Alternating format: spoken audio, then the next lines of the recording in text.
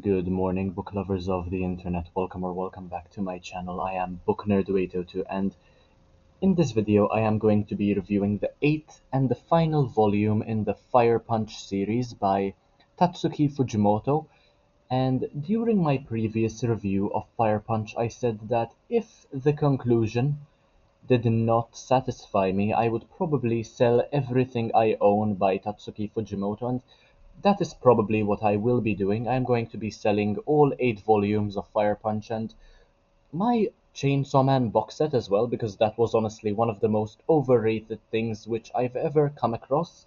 But anyway, this one is the final volume in the series. It consists of about 200 pages, and I rated it a 1 out of 5 stars, and honestly, I think I am being quite generous in doing so. Also, Goodreads does not offer the option to not give any stars whatsoever, so I genuinely don't understand why people seem to like this series so much when it's total S. I mean, I fully comprehend how it started off well enough.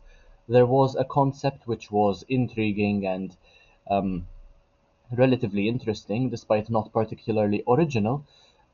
We had Fire Punch as a protagonist, but then, volume after volume, things just seemed to become worse and worse, and it just spiraled into this meta BS that did not make much sense, and we have to join the dots ourselves. Not that there's anything wrong with doing that. If it had to be a regular book and I had to connect the dots myself, I wouldn't really have had a problem, but there is so much context, so little context, and so much going on, and it is just not easy to understand. And just because something is complex or complicated or gives the impression that it's complex, I mean, it doesn't mean that it is excellence.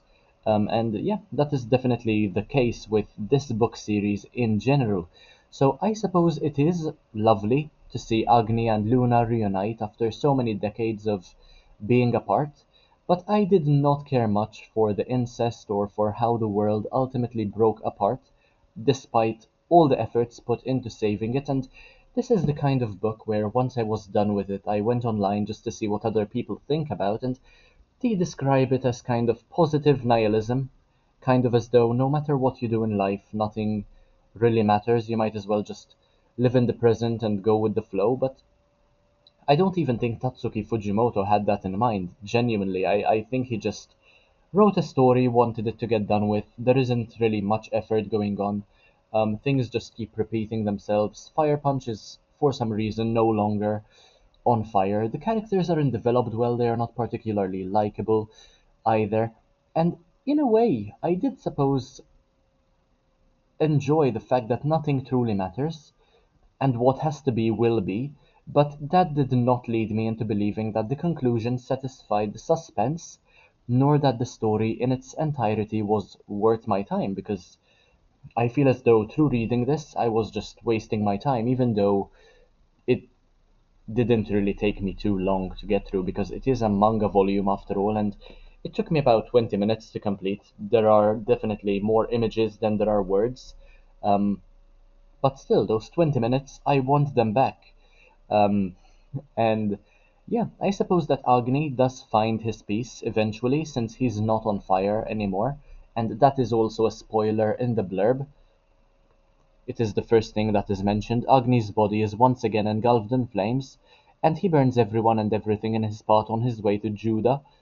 Yeah, but ultimately then he isn't on fire anymore. He apparently can change this depending on what suits him better, what kind of identity he wishes to take. Um, but yeah, um, since he's not on fire anymore, um,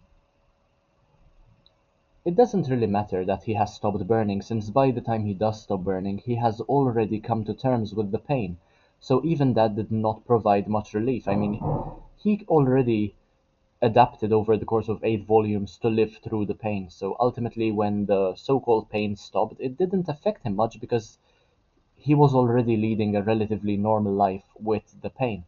And I will never figure out as to why people think that this series, or Chainsaw Man for that matter, are worth anyone's time. I think they are genuinely the most overrated manga series of all time. I am insanely disappointed, and I genuinely expected better considering that a very close friend of mine recommended this series and he somehow enjoyed it a lot. Don't even bother asking how he did. Um, I didn't really delve into it with him, but yeah, I don't understand how he enjoyed it so much when it's really not that high quality of a series.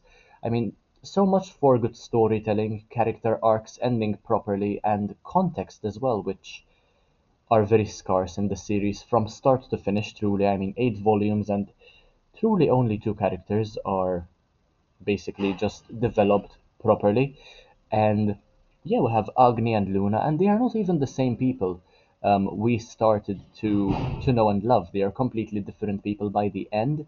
Of course, there is character development going on, but even their identities, I mean, they are completely different characters. It's not the same character having changed. It is a completely different character.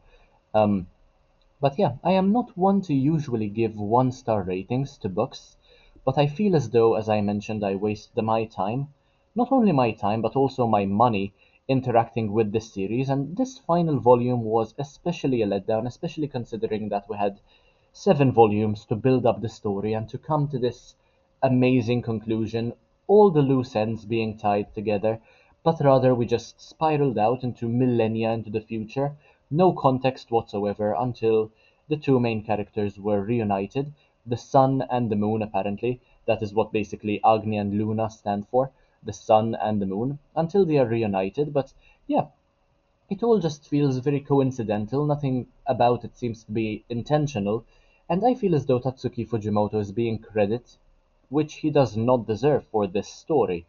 So yeah, I definitely plan on selling all 19 volumes I own by Tatsuki Fujimoto, make my money back and use that money to buy better books or better manga volumes. But yeah, as I mentioned, I basically read this in one sitting, and there were probably not only just pictures, but also probably more page numbers than there were words. And honestly, the page numbers in these volumes are rather scarce as well.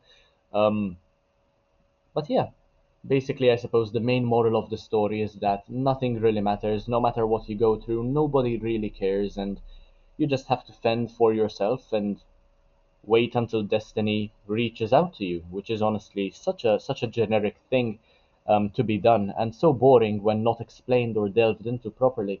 But yeah, that is all I had to say with regard to Fire Punch Volume 8.